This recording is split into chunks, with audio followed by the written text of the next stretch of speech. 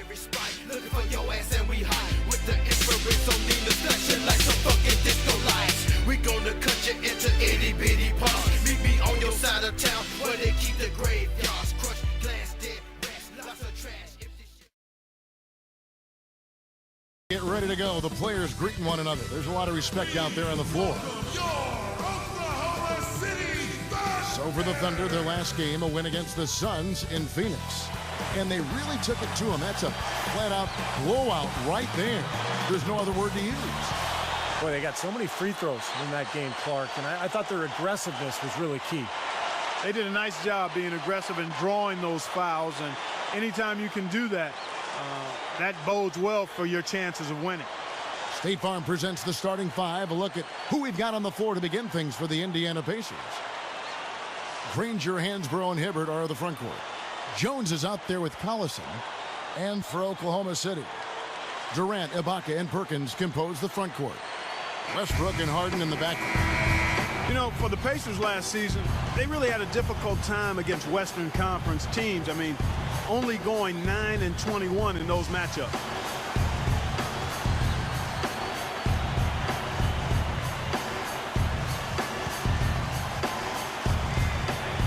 And the Pacers start off.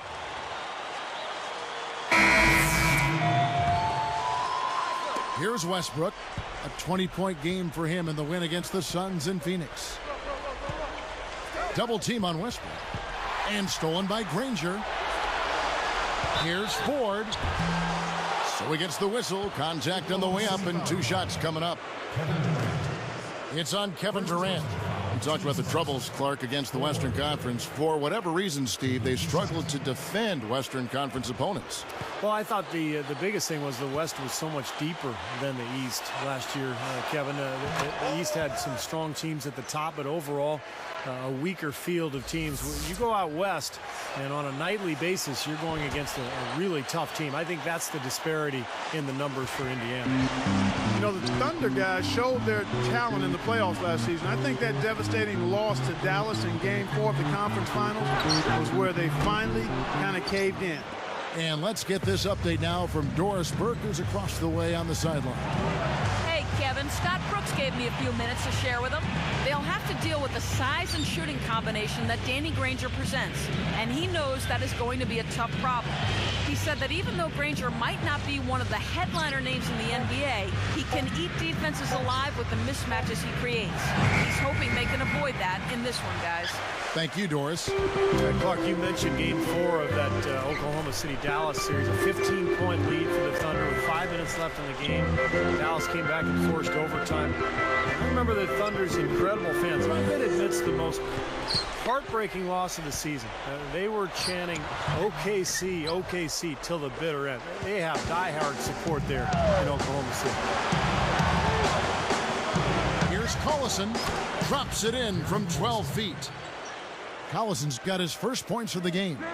The Thunder with the lead. This their first chance this season playing the Pacers. Yeah, this was an interconference matchup a year ago, and they had no problem with it, winning both matchups. It's taken away by Collison. And I like the aggressiveness defensively, forcing that mistake. That ties it up. Collison's got his second basket of the night. That pass was right on the money. Set the play up perfectly.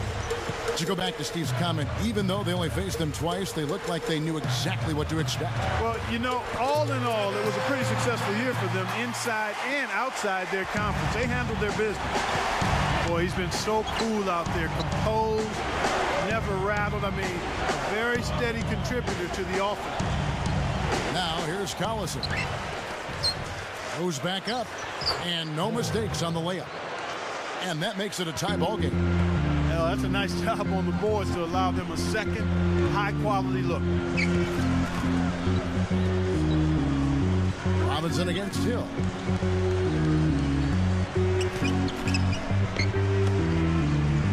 Six to shoot.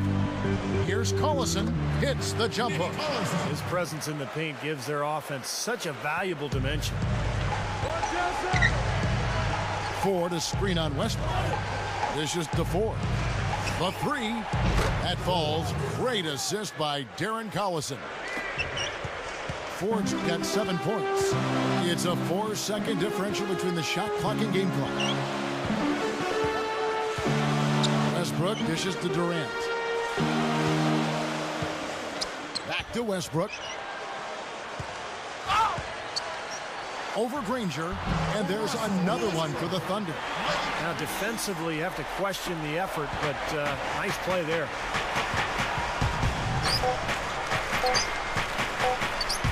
The leader, he beats the buzzer with a fantastic shot. Major guts right there, fellas. I mean, that's what it takes to bury a big shot like that. You got to be confident and composed. Yep.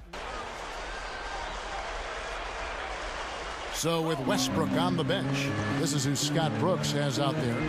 Cephalosha is out there with Durant. Then it's Nate Robinson. Then it's Harden. And it's Muhammad in at the center position. Mark, you talk about 13-28 road record for the Pacers. Tied for the 9th worst in the league. I hate to bring that up since you do the games. Steve, not what I would expect from, though, a playoff team. Well, they struggled on the road offensively, Kevin. They averaged about 7 more points at home than they did on the road. But I was impressed with what they did late in the season under Frank Vogel. And if they can carry some of that momentum into this year, I think the Pacers can be much improved. Here's Ford. He's got 5. 5 on the clock. Over Robinson. The shot no good. So Oklahoma City will take it the other way. A slight advantage for them in the rebound category. They've got to continue their work on the glass. Yeah, I agree with you, Steve. I mean, they're on the right side of the ledger, and that is all that matters to them right now with the lead they have. Ford against Harden. Tipped. It's stolen by Jones. I really don't like what I'm seeing their last couple of possessions, Kevin. That's 2 turnovers in a row. Careless turnovers at that. Yeah, they're getting a little casual with the ball. They've got to nip that in the bud right now. And I'll tell you what, after that great 2010 campaign for Dante Jones, everything seemed to go wrong last year. He really had to fight for his time on the floor and never really developed into that full-time rotational player for his club. Indiana trailing here. This game coming after a loss against the Pistons. Pretty poor effort at both ends of the floor, guys. They got abused defensively, and at the offensive end, they just didn't have the firepower to make up for it. And I'm not sure what the reason was behind that, Steve. I mean, they didn't show a whole lot of heart on the defensive end. They didn't show any tenacity. And to me, it's inexplicable. You know, thinking about Dante Jones, Clark, a coaching change and some other upheaval really didn't help him either. No, it didn't. But you know what? Late in the season, he actually found his way back in the rotation. But it's always difficult when you're in transition as a team, particularly when you've got coaching changes and some personnel changes as well.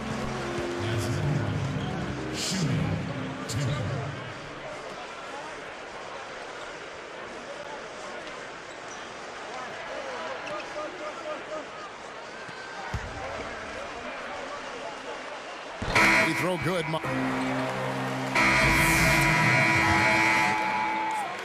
Here's Maynard on the court for Indiana.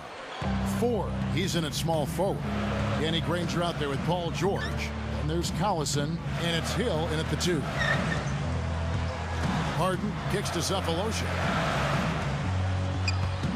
It's stolen by Hill. Pacers leading by 4. Collison the pass to 4. Thunder with the rebound. Cephalosha's got 3 rebounds now in this one. They can look forward to the American Airlines Center after this game. They'll match up against Dallas. And that one will start off a 3-game road trip for the team. And Perkins backs in. From deep, Harden. And that one's good. Yeah, he's always going to pull the trigger when you give him that kind of look. And Indiana has possession. It's a 1-point game. Collison dishes to Hill. Kicks to Ford.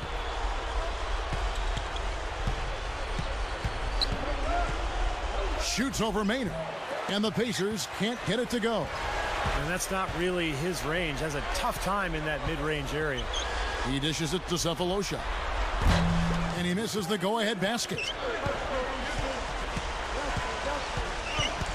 Now Ford. Granger left side. Puts it up. And stolen by Maynard. Well, it's too bad after such an efficient first half. He's starting to turn the ball over here in the second. And for the Thunder, they've been a team that has preached defense first. And with the addition of Kendrick Perkins, that certainly adds now to a big, athletic, and physical, tough team up front, and really from top to bottom. Yeah, and they've got a nice bench, too, Kevin. There's not a whole lot lacking on this roster. But what they have to do is improve from within. Last year, I thought they were exposed in the playoffs. They didn't get great shots. They didn't look fluid offensively. Those are areas that they can improve upon. Guys, we've seen a lot of turnovers in this one. Yeah, it's been really sloppy out there. I understand that they're trying to be aggressive, but still, I mean, you can play fast but still play efficiently, but they're not doing that right now.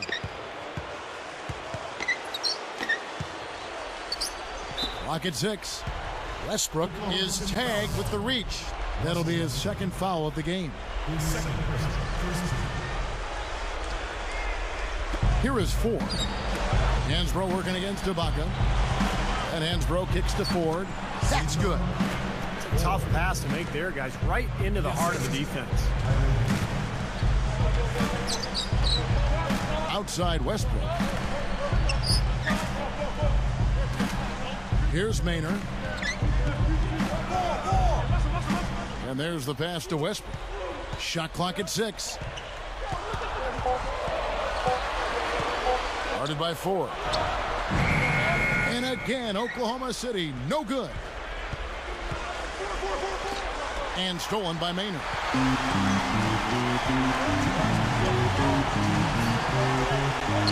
Out of bounds. And they'll keep possession for the Thunder. So no problem for Indiana as they get the win. Some days, Clark, everything goes right for a team, and they just had one of those games. Yeah, it certainly was. I mean, these guys played a great all-around basketball game here. Thank you for joining us for this presentation of NBA basketball on 2K Sports. For Clark, Stephen Doris, and the rest of the crew, Kevin Harlan saying see you next time.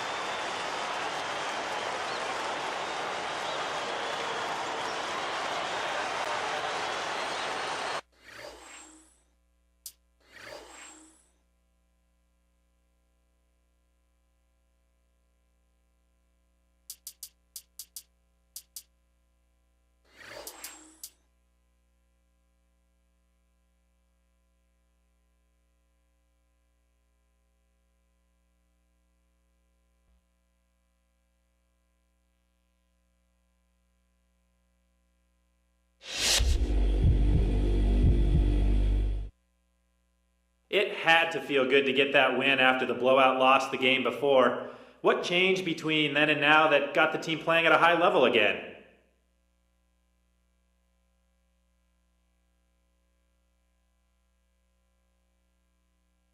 I don't think anything major changed. We just did a better job of executing this time around. Maybe last game we weren't focused enough, or guys were tired for whatever reason, but tonight it felt like we were back to normal. This is the type of game this team is capable of playing.